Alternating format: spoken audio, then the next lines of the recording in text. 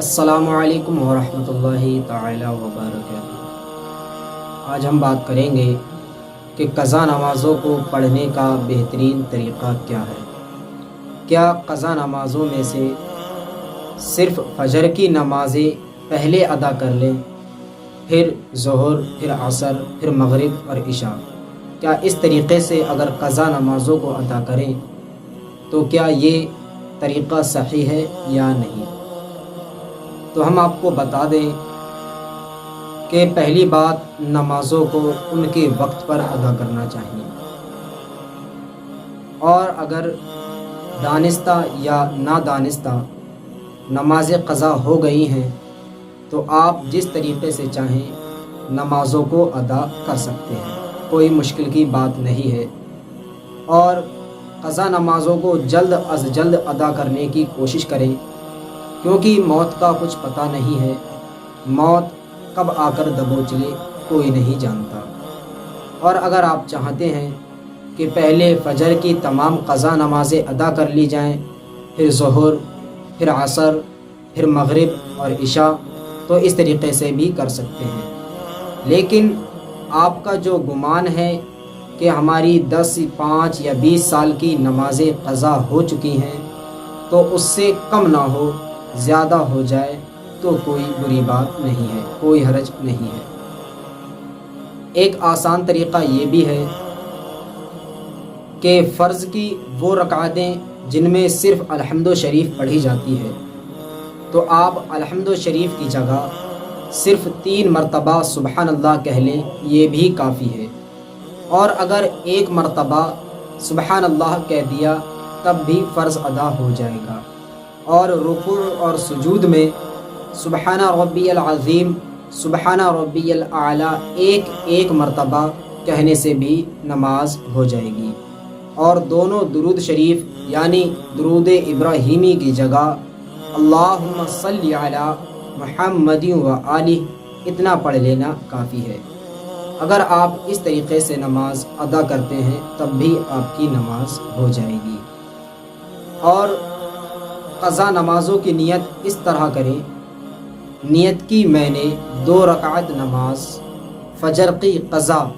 جو میری سب سے پہلے ہوئی، واسطے اللہ تعالیٰ کے، منہ میرا کعبہ شریف کی طرف اللہ۔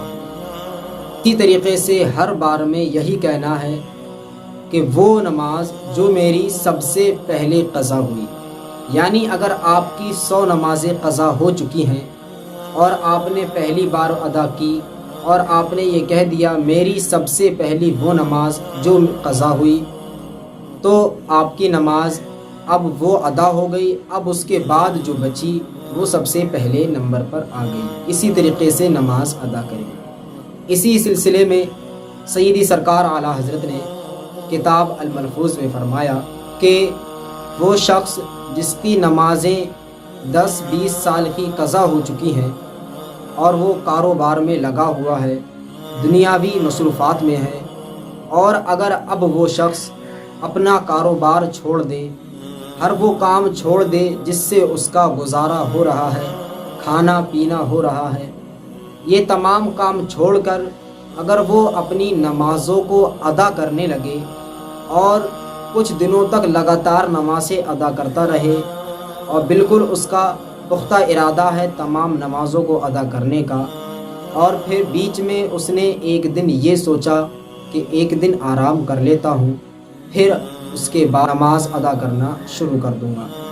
اور اسی حالت میں ایک دن یا ایک مہینہ گزر گیا، پھر اس کو موت آ گئی، تو اللہ تبارک و تعالی اس کی تمام نمازوں کو اس کے نامہ اعمال میں ادا لکھ دے گا۔ قال اللہ تعالی وَمَنْ يَخْرُجْ مِنْ بَيْتِهِ مُهَاجِرًا إِلَى اللَّهِ وَرَسُولِهِ ثُمَّ يُدْرِكُهُ الْمَوْتُ فَقَدْ وَقَعَ أَجْرُهُ عَلَى اللَّهِ، یعنی جو شخص اپنے گھر سے اللہ اور رسول کے راستے میں ہجرت کیا اور راستے میں ہی اسے موت نے آ دبوچا، اسے موت آ گئی،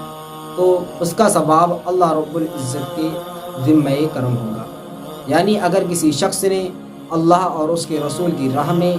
ایک قدم اپنے گھر سے باہر ہی نکالا تھا کہ اتنے میں اسے موت آ گئی، تو اللہ تبارک و تعالی اس کے نامہ اعمال میں اس نیت کا، یعنی جو اس نے نیک کام کرنے کا ارادہ کیا تھا، اس کا ثواب لکھ دے گا، کیونکہ یہاں پر حسن نیت کو دیکھا جائے گا۔ السلام علیکم ورحمۃ اللہ تعالی وبرکاتہ۔